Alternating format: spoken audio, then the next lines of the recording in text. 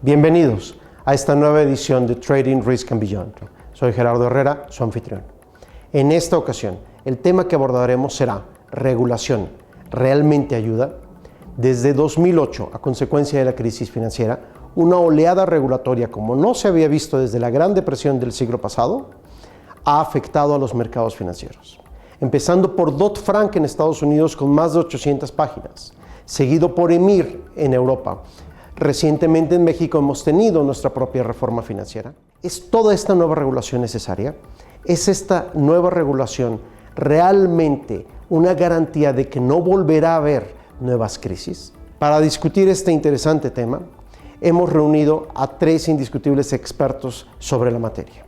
En primer lugar, Ronald, Elizabeth Ritter y finalmente Gary DeWaal.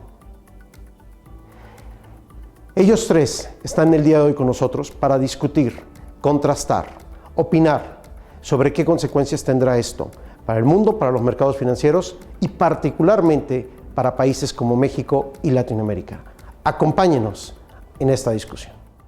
Is this going to prevent a new crisis, or if I put it more concisely, if this had been in place in the last decade, would it have prevented 2008? If Dodd-Frank was in place and these regulations were in place prior to Lehman Brothers bankruptcy, would it still have occurred? And my answer was no, it would have prevented the bankruptcy of Lehman Brothers. So let's think about why I said that. Dodd-Frank has two very important aspects. And to me, the most important one is this mandatory clearing obligation of OTC derivatives. You're moving the OTC derivatives world from what we call the bilateral, heavily negotiated agreement world to the clearing world, similar to exchange-traded derivatives. So what does clearing really mean? You have to have margin posted by both counterparties to the clearinghouse. In the bilateral world, typically only the end user posts collateral, and some not at all, with the swap dealer. Two, you have to report all these swaps to the regulators, the CFTC or the SEC. Three, the clearinghouses and the exchanges know what is being traded, and they can assess higher margin requirements if any one counterparty has what we call a large market share. And when you look at all the subtleties of Dodd-Frank and the regulations that have evolved, I don't believe Lehman Brothers would have gone on. Same thing with AIG. I don't believe AIG would have failed. The day Lehman Brothers filed for bankruptcy, on its books, there were 930,000 swap transactions that defaulted on that one day. You could say the same argument about AIG Financial Products, which was the affiliate of AIG Insurance Company that engaged in the credit default swaps. AIGFP had very little capital, and yet they had billions of dollars of swaps on their books. It was okay. AIG Insurance Company, the parent, guaranteed them. You can't play with those guarantees anymore. Each of the Lehman Brothers affiliates, AIGFP, would have to have today's world, have to have a lot of capital to engage in those swaps. If you have another market day like we had on October 19, 1987, I use this in my class all the time, but the stock market dropped 22% in the United States in one day. No law, no regulation will ever prevent a crisis affecting that type of a volatile market day. I'm not sure what the statistic is, but I would say that's probably a 12 or 13 standard deviation move, and no clearing or no amount of capital it will ever prevent that type of highly volatile, but we've had one in 90 years. So I feel comfortable that Dodd-Frank and these regulations, we still got a lot of room to go, is going to minimize, maybe prevent that crisis regarding financial products. No regulation can ever prevent bad behavior. No regulation can ever prevent a crisis from happening.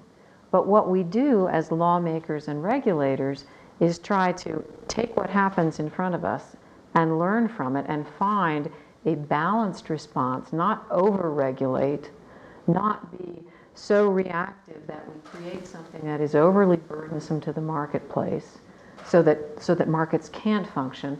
But after the 87 crash, for example, we looked at that, we looked at, well, should we put circuit breakers in place? The answer is yes. So we learned from that. After the flash crash in 2010, we learned from that. We put more circuit breakers and more coordinated market circuit breaker type provisions in place. After the 2008 financial crisis, we learned from that. And the result of that was Dodd-Frank. Have we gotten everything right? We know we haven't. But the point is, we can't, as each crisis or each market event happens, we learn from that. We want to become smarter. It's not going to prevent the next event, the next who knows what from happening. But as we evolve as regulators and as lawmakers, each time it happens, we become smarter. But I think that the challenge of not just Dodd-Frank, but the G20 implementation of the commitment to global essential clearing of OTC derivatives, I think what's going to happen is we're going to discover what are the unintended consequences of those measures as we go forward. For example, we know as a fact that liquidity globally has been diminished. The other unintended consequences are going to come about because there's a great demand now for high quality collateral. Central clearing requires, and the posting of margins requiring the use of high quality collateral throughout the system. And the question is there enough high quality collateral available? And I think that what's going to happen is on the day that we have a 20% market crash, as Ron has suggested, or maybe even a 10% market crash, and margin calls are being administered throughout the world in response to all these new commitments, were folks going to come up with either the cash or the high quality collateral that they need to satisfy the obligations? The last part is that risk doesn't disappear. So a lot of the risk that was embedded in the system prior to the financial crisis is now being transferred. I think time will tell. There's no doubt that the controls around central clearinghouses are robust, they're good, they're helpful. A lot of the measures that have been adopted as a result of Dodd-Frank and will be adopted globally as part of the G20 commitment are good. But the question is, what will be the implications of taking all that risk that before was diversified among many, many bilateral parties and concentrated in just a few central counterparties? What will be the consequences of that? And I think only time will tell what are the unintended consequences. And my guess is, unfortunately, we'll find out during the next financial crisis, and we don't know how that will play out.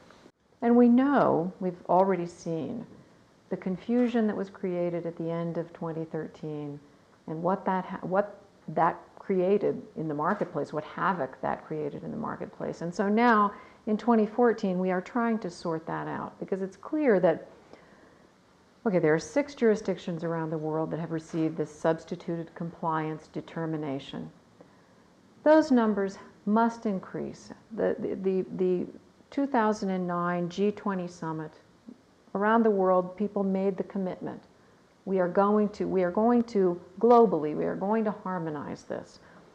Well, we've had some missteps. We've had people move forward a little faster than others, but we're getting there. These substituted compliance determinations will be made.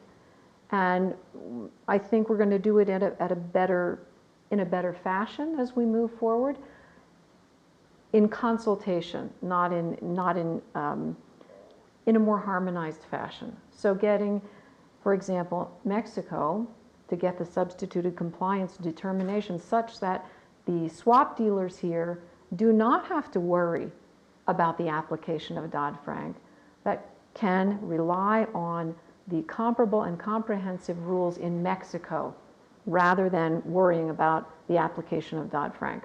I think that's a critically important step for you here to deal with, and that we must work in comity with each other.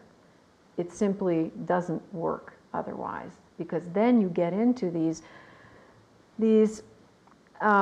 retaliatory or arbitrage situations. And I go back to 1998 when we first started dealing with foreign terminals being put in, and I literally mean the terminal from, say, Matif or Life. Somebody wanted to put their terminal in the U.S. And they were arguing, well, if you put, can you put your terminal in London when, oh, will you allow me to put mine in Paris or in New York? And unless we actually deal with each other as equals, not as one better than the other, it simply doesn't work. It says, the statute says that Dodd-Frank shall not apply Absolutely. to international transactions except to the extent that there's a material adverse potential impact on U.S. commerce. The other thing I do want to mention, however, is that this is not just an American issue. This is not just an American issue. Europe has passed an equivalent to Dodd-Frank. It's known as EMIR. And EMIR is very, very tough too. And it also has extraterritorial application.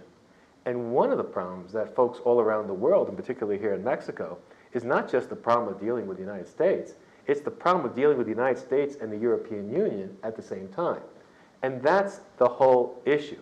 If every one of the G20 jurisdictions attempts to do it alone, the liquidity problem that I just mentioned a few seconds ago, where 1/2 of the world's counterparties won't be dealing with U.S. persons Yep. except for a minimum amount, Yes. liquidity will become totally dried up. We are consulting with each other. We all have to do this.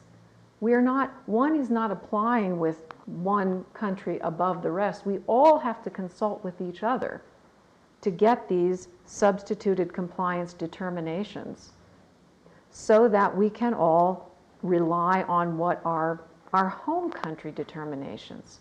And that's really the goal, to get a generalized, sort of a reasonable man standard test that we know this country, you rely on your home country, and we'll rely on our home country. Despite some of the criticisms by other countries and the approach, the regulatory approach that it has taken in the post-Dodd-Frank world, but historically, I mean, we're talking decades, has always had an open door policy, an open market. Anyone in the world can play on our markets, on our exchanges, provided you play by the same rules as everyone else. So there is a little bit of a disconnect, or not a level playing field between the U.S. And some of the other countries.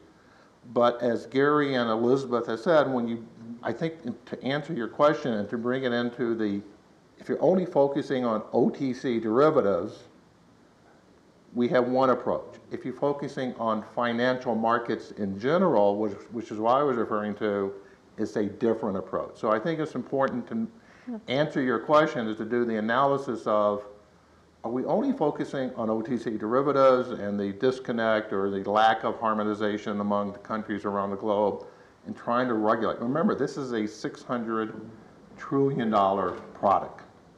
That's big. That's huge. And how do you put your hands around, harness that type of huge product? And what Dodd-Frank did, you can say it was great or not, or you'd be positive or negative. It took this $600 trillion product and tried to move it into a world that has always been traded on an exchange or clear through a clearinghouse, and the products are not identical. They are different. And so the ability to try to come up with a global harmonized approach, it's not going to be able to, we have not achieved it to date, and I think it's another year or two down the road before we have this harmonization. So I think if we had this interview 2 years from now, I think we will have a completely different answer than what we have today. But there is a lack of harmonization among the regulators. I agree with what Elizabeth just said. I think there's a movement, a trend toward more harmonization. Countries like Mexico are looking into this and trying to develop their own set of regulatory structure. Countries all over the world are doing it. Many countries in Asia are doing something similar. And I think it's going to take another year or two. Now you have to balance that with, what's a year or two from now, 2016? That was 8 years after the crisis. So is that a fast pace? Is that a slow pace? To try to minimize, from your very first question, are we really preventing this next crisis? it's taken a lot longer than I think the regulators thought they could achieve. We're never going to get equivalence. It's not reasonable to expect that there'll be equivalence. Each country's bankruptcy laws are different, each country's property laws are different, and the political environment in each country is different. But what's interesting is there is some international coordination. There is the articulation of high-level principles. The G20 principles out of the September 2009 Pittsburgh Summit was such an example. And IOSCO routinely comes out with very high-level principles that it expects, the market regulators to adhere to. It is up to the market regulators then to come up with regulations, or the local lawmakers to come up with laws that work for their countries, that work for their jurisdictions. They don't have to be equivalent. They never will be equivalent. But they do have to be comparable. And they do have to be comprehensive. I think most countries recognize that. And then again, if each country will recognize generally the comparable and comprehensive regulations of their fellow countries, it will work. If not, we're going to have liquidity problems. There's no doubt we're going to have liquidity problems because we'll drive countries to develop very protectionist legislation. And that won't work, as you say, in a global marketplace. Can I just expand on what Gary just said on a completely different issue? And this is an issue, in my opinion, that none of the regulators around the globe have addressed today. So let's go back to September of 2008. Lehman Brothers filed for bankruptcy. I left before the bankruptcy, but I came back that morning. I was invited back by my former boss to help them move their derivatives customer positions off the books of Lehman to other firms, move their margin to other firms. If customers did not have an account at another brokerage firm, we liquidated or sold their positions at their request, and then we transferred the money back to the customers. And in the US, by Friday of that week, every position and every dollar was transferred off the books of Lehman properly without a dollar loss for the US customers. Now you have to look outside the US. We at Lehman, probably 40–50% of our customers were trading on some 25–30 exchanges around the globe. And as Gary just mentioned, and I think he hit on a very important point, the bankruptcy laws in these other countries are not developed, they're not mature, some don't even exist with respect to customer assets held at a financial institution. Their bankruptcy laws in many non-US jurisdictions focus on, it's no different than if you and I as individuals file for bankruptcy or our small little company file for bankruptcy. The bankruptcy laws are designed to protect the creditors from the debtor estate. But when Lehman Brothers files for bankruptcy, they're holding billions of dollars of customer funds, and they're acting like a fiduciary, a trustee, a custodian type of relationship. Those billions of dollars did not belong to Lehman, they belong to their customers. And what we've seen in the post-Lehman Brothers failure, insolvency on a global basis, even today, almost 6 years later, some of those funds are still tied up, customer funds. No hay duda que esta discusión nos muestra que hay más preguntas que respuestas sobre el impacto que la creciente regulación actual tendrá sobre los mercados financieros a nivel mundial y en México y Latinoamérica. Nuestros tres invitados nos acompañarán en una segunda edición donde continuaremos discutiendo y teniendo este encuentro de opiniones sobre tan relevante tema. Acompáñenos a la siguiente edición de Trading, Risk and Beyond.